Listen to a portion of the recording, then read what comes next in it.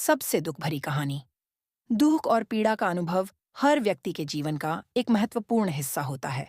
ऐसी ही एक कहानी है जो आपको जीवन की कठोर सच्चाइयों से अवगत कराएगी। यह कहानी एक साधारण परिवार की है जिसने अपने जीवन में अभूतपूर्व दुखों का सामना किया।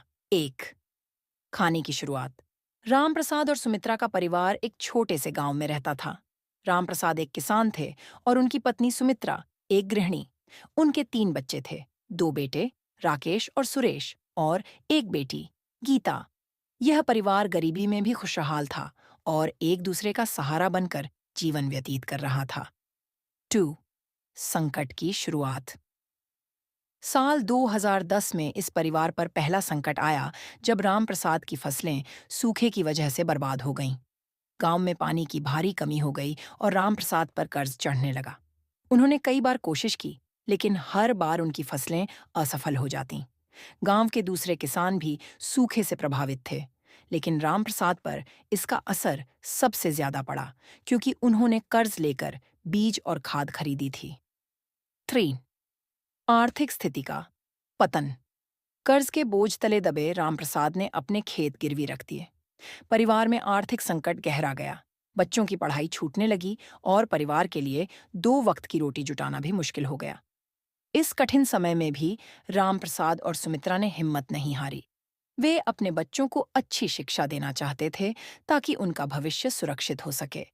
4 परिवार में बीमारी का आगमन। 2012 में एक और बुरा समय आया जब सुमित्रा को गंभीर बीमारी हो गई। डॉक्टर ने बताया कि उसे कैंसर है और इलाज के लिए काफी पैसे चाहिए। रामप्रसाद के पास पहले से ही कर्ज था और अब सुमित्रा के इलाज के लिए उन्हें और कर्ज लेना पड़ा। गांव के डॉक्टर ने कहा कि बड़े शहर में इलाज संभव है, लेकिन वहां जाने के लिए पैसे की आवश्यकता थी। बढ़ता दबाव।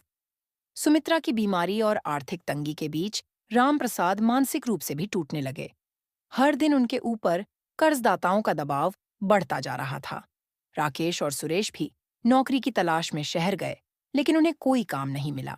गीता घर पर ही मां की देखभाल करती रही। परिवार के सभी सदस्य एक ही सवाल से जूझ रहे थे, आगे क्या होगा?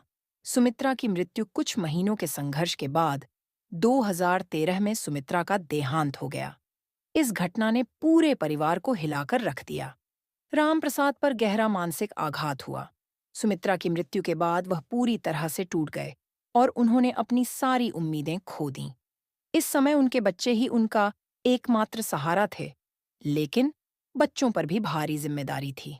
सान रामप्रसाद का अंत। सुमित्रा की मृत्यु के कुछ ही महीनों बाद रामप्रसाद ने कर्ज के दबाव और मानसिक तनाव के चलते आत्महत्या कर ली। उनकी मृत्यु ने बच्चों के लिए और भी बड़ी चुनौती खड़ी कर दी। अब तीनों बच्चे अनाथ हो गए और उन्हें समाज का सामना अकेले करना था। कर्ज चुकाने और घर को बचाने की जिम्मेदारी भी उन पर आ गई। 8 बच्चों का संघर्ष। रामप्रसाद और सुमित्रा के बिना राकेश, सुरेश और गीता को एक कठिन जीवन जीना पड़ा। राकेश ने पढ़ाई छोड़ दी और मजदूरी करने लगा, जबकि सुरेश ने एक छोटे से कारखाने में काम करना शुरू कर दिया।